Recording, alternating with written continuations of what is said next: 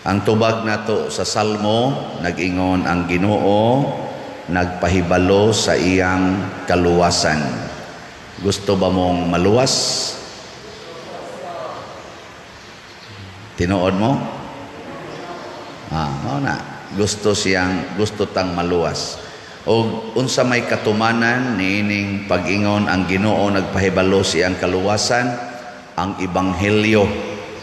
Pag-abot na ni Kristo, siya mao ang kaluwasan nga gipahibalo sa basahon sa mga salmo, mga sinulat nila ni David, nila ni Moises o uban pang mga propeta.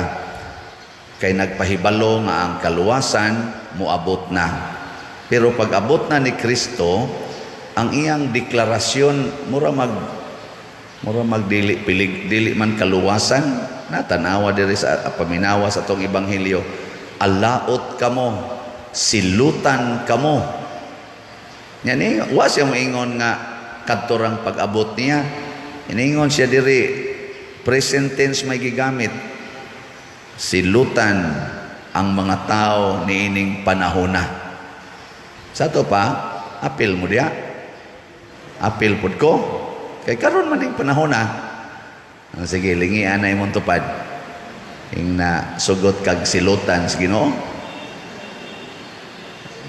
Sige. Kay karon ba yang panahon na?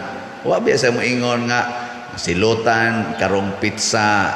Ang sa tong pizza pagsangyaw niya tuig 33 or tuig 30. Di man to mao iyang gipasabot. Karon gyung panahon na, present mo na ang silot sa Ginoo nagpadayon hangtod karon, hangtod sa katapusan sa kalibutan, naa siya'y silot.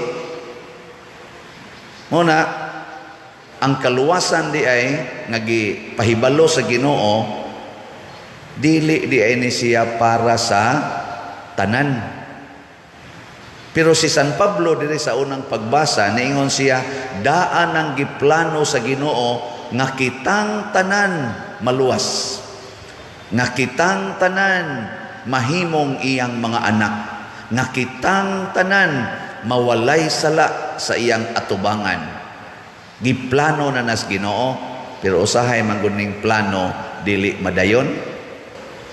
Pasabot di ay ang plano sa Ginoo nga kitang tanan maluwas, pero dili siya mamugos nga ang tanan mosubay sa dalan sa kaluwasan or mo-avail sa kaluwasan. Kalergo na itong una yun. Pabaksin mo. Pabaksin. Giobandi yun magpabaksin. Pero available na unta ang vaccines na mga kuan, vaccines. Pero di man pabaksin ang uban. May pugsanay. Ang nakanindot Diyos Ginoo, di mamugos. Di taniya murag baboy ba nga guroyon gyud taniya ngadto sa ihawan. Ang Ginoo maghuwat nga kita maoy mo sunod. Igo ra siyang mo pahibalo. Unsa goy pahibalo?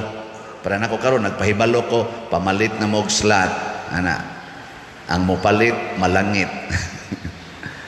Nagpahibalo ra, depende imong dawaton og sundon ang gipahibalo.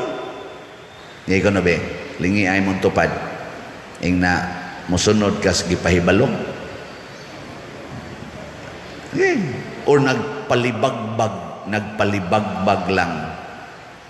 Ug unsa may gi-emphasize ni Kristo sa iyang pag-ingon, silutan ang katawhan ining panahona karon, idat-og kaninyo ang sala sa mga pagpatay sa mga propeta, sukad pa kaniadtong pagpatay ni Abel hangtod sa pagpatay ni Zacarias, katong propeta nga gipatay diha kunos taliwala sa halaran, hangtod pagpatay ni Juan nga magbubunyag nga giputlan sa liog dito sa prisuhan, giputlan ni Herodes liog.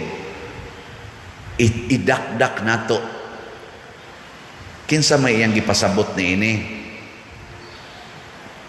Ibaw mo? Ikatulong lingi sa imong kauban na sa imong paminaw, ikaw kahigi pasabot ani. Kinsa kay dakdakan aning silota, ikaw kaha? Oh, ito, importante na oy. Ako kaha, mo'y dakdakan ani. Posible. Og unsa maning gisaway ni Kristo, ingon siya naghimo mo mga nindot kaayong mga lubong sa mga propeta nga gipatay sa inyong katigulangan. Naghimo mo nindot nga lubong. Gisaway niya. Ang paghimog lubnganan nga nindot sa mga propeta nga gipatay sa ilang katigulangan. Nganuman, si Kristo mga igsoon nagtan-aw sa kasing-kasing sa naghimo ato. Kinsa man sila? Ang mga Pariseo o ang mga leaders, mga elders sa simbahan ni atong panahon na. Kinsa man ni sila? Ang nanaglagot kaniya, naglagot ni Hesus. Na, mga Pariseo, nagbiay-biay o gisaway nila pag-ayo si Hesus ang mga magtutudlo sa balaod o ang mga Pariseo. Pasabot, maghimo ta og kunuhay simbolo sa atong pagtuo nga nindot, sama ni atong simbahan, nindot ba ni? Nindot no? O nindot eh. Pero ang atong kasing-kasing liwat sa mga Pariseo o mga magtutudlo sa balaod ni atong panahon ni Hesus, silutan ta. Nagabutang-butang ta dinhi og nindot nga simbahan ang atong altar San Vicente Ferrer nga gisakit og maayos una, gilutos. Butangan pa nato diri og Hesus nga nagdupa, nga gipatay, kunuhay. Kunuhay, gipatay gyud, unya kunuhay maghimo-himo ta aning simbahan nga siya maoy sentro. Sentro ang mahal nga Birhen Maria nga gimartir kuyog sa iyang anak. Unya ang atong kasing-kasing wa mahigugma sa kinabuhi nila, nahigugma ra ta aning simbahan nga atong gibuhat niya, proud kay kunuhay ta aning nindot ang simbahan atong nabuhat, pero ang atong kasing-kasing wa maliwat sa atong gihimuan aning maong simbahan, sawayon ta ni Kristo. Ang gusto dahil ni Kristo, paghimo mo nindot nga lubong, pero ninduta pod ang inyong kasing-kasing nga muhaong sa gilubong diha. Dili lang kay magpagarbo mo nga nindot kog nahimo tungod kay nakatukod ko aning simbahan, tungod kay nakapalit kog pila ka slots anang gikuan ni Padre Siano diha nga mga projects. Nya proud nako tungod kay nakadonate kog pila ka ektaryang yuta sa simbahan. Proud nako. Nindot na kayong simbahan kay ako'y ga-sponsor ana. Pero ang imong kasing-kasing liwat sa mga Pariseo. Unsa man tong kasing-kasinga, puno sa sala. Ang sala mo ay gusto ni Kristo nga mawagtang una patamutukod. So kining atong gitukod rong simbahan nga naarang-arang ang naong, kada mo anhi dinhi mo ingon nindot kay ang simbahan pader. Nako tungod ni ninyo kay sige mo palit og slot. Ay ikaw gyud ani pader. Nako dili kamo.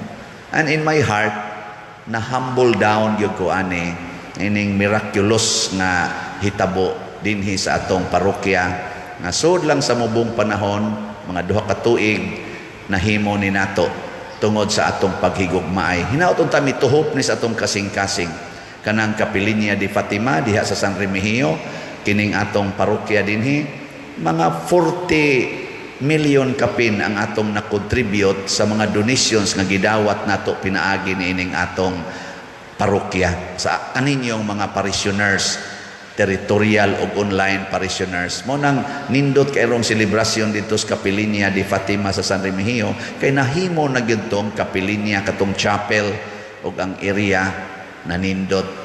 Nga naman tungod sa atong kasing-kasing nga manggihatagon, kasing-kasing nga matuuhon, kasing-kasing nga mahigugmaon. Og kung maunay atong gamiton nga kasing-kasing sa pagtukod og mga structures nga nindot para sa atong pagtuo o para sa mga santos nga mga martir, malipay ang Ginoo, mahimutan niyang anak. Ilingi ako no imong kuan tupad ing nahigugma kadako. Yan nahigugma ka na ako. Pangutan na. O hilasan kay isang moingon, yes. At sabot ang kasing-kasing anak, makasasala. No na siya. Daghan kay diha. Kaning gasulobog ingon ani, apil na ning nagwali karon na wali-wali lang pero wa mo kakita sa kasing-kasing apil na tong lektor-lektor dire tong kanta-kanta otro sa to pakapin pa na nato mga madre kanang nagbilo-bilo ba so ay na lang ta ang kasing-kasing mo itan-aon sa Ginoo ngano man kahibaw man siya sa tong kasing-kasing o may malilong mo na musaway gid siya nato pero daghan kay diha nga wa magbilo wa gay mo serve dire na aras daplin pero ang kasing-kasing nahigugma kayo sa simbahan kana congratulations daghan kay namalit nato og slots nga driver lang og taxi driver og habal-habal naaras kilid-kilid di ginato matagad pero nagsigig tigom og kwarta aron lang gyud ko makapalit og usa ka slot kana nindot kay nagkasing-kasing daghan kay diha nga nangalusno ang ilang negosyo nangaalkansi tungod adtong pandemic wa na nangasira na pero mopalit lang gyapog slot kana grabe kay nang kasing-kasinga na naamaganiroy gasigi diag hatag na tog bugas ni hatag na og 15 kasakong bugas nga naay tag na po ka 5 kilo rice o gahapon deliver na sad og 20 kasako na sang bugas nako unsa man ka lain man kag masuko di mo man ta sige deliver og bugas simple ra kay tubag ay sos grasya nas Ginoo pader gisogo ra kos Ginoo ana na nindutag daghan ang sugoon o daghan magitingali ang gisugo murag kanira tingay siya mo'y ganahan mo sunod ingon ting itong Ginoo niya na medyo kay sobra-sobra diha paigo pa man ang 20 kasakong bugas ana ipalit na bi i-deliver na dito nya kay ang iya tingin kasing-kasing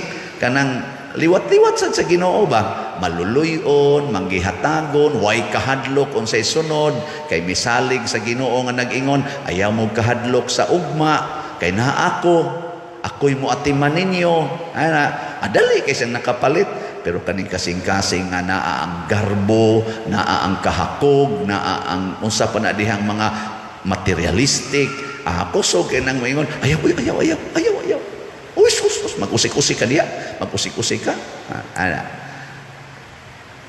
ngayon yung kontutukan di mo motoo nga nasa mga taong ingon naa pa na hangtod karon ug mao na sila ang mga modelo nato mao na sila ang mga modern prophets mao na sila ang mga modern saints nga gitawag sad ni Kristo nga mga anak sa Dios iyang mga igsoon pero ang kanang mosupak sad ang makasing-kasing nga masinupakon sa sugo sa Ginoo mao sad na sila ang mga modern Pharisees mga modern scribes nga nagsigig kontra og sigig plano unsaon pagpatay si Jesus mao na sila silutan kining nagsunod sa Ginoo matud pa ni San Pablo sa unang pagbasa kamong mga matinumanon sa sugo ni Kristo unsa may ihatag himuon mong mga anak sa Dios na atong katong gustong mahimong anak sa Dios manindog ta